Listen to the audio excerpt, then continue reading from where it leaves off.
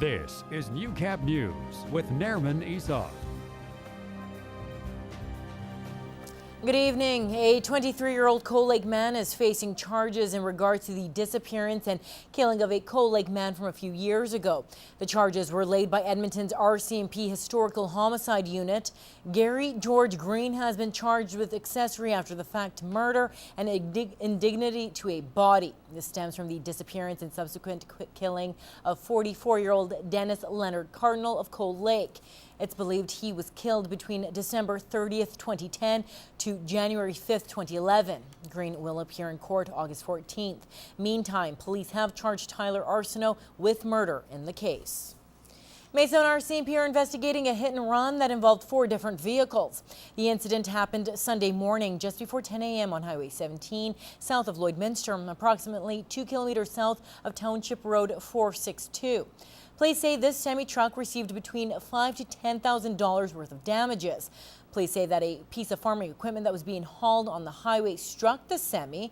There was a lead pilot truck, white in color, then a darker colored F-150 or 250 pickup pulling a trailer with the farm equipment, followed by a second pilot truck. Police say none of the 3 drivers stopped after the incident. Anyone with information is asked to call RCMP at 306-893-4800 or Crime Stoppers. The Border City is gearing up this week to host the last stop of the CPCA circuit.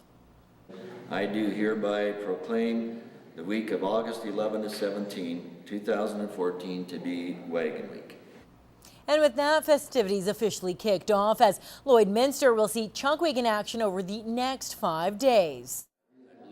As it is such a huge event and a national event and we want to become a place that is known to be able to host national events. Between this and the fair days is probably the exhibition's 2 biggest events. And this year, like if weather permitting, and I'm saying it good that we're going to have 5 good days, it'll be probably one of our biggest. I'm shooting for the stars.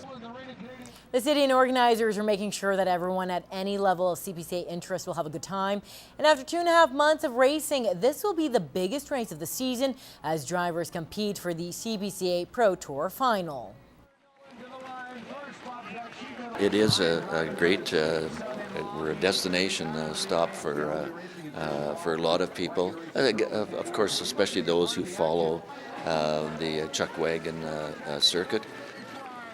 For more information on the upcoming festivities, you could go to LloydChuckwagons.com.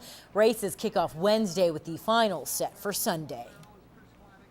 Well, heavy rain didn't stop hundreds of bull riding fans from descending on Lashburn over the weekend as the 11th annual Brad Phipps Memorial Bull Riding Show kicked off. Now, according to organizers, it has grown into an important community event over the last decade. Bart Patiesic has more.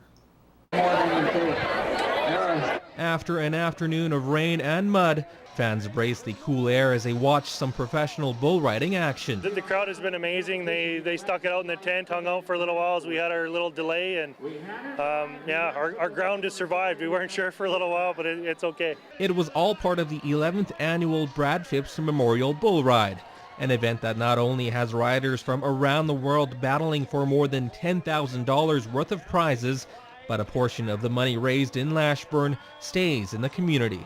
It's always tough. You're always looking for money for facilities and new projects in the community, and this helps us do that. The event, named after Brad Phipps, the stands were full of family and friends of the local former bull rider who lost his life 17 years ago in a job site explosion. Curtis Anderson, a former bull rider himself and current advocate for those suffering with brain injury, presented a special poem in Phipps' memory. It feels really good because I knew Brad, I rode it with him, so it's kind of good to give back.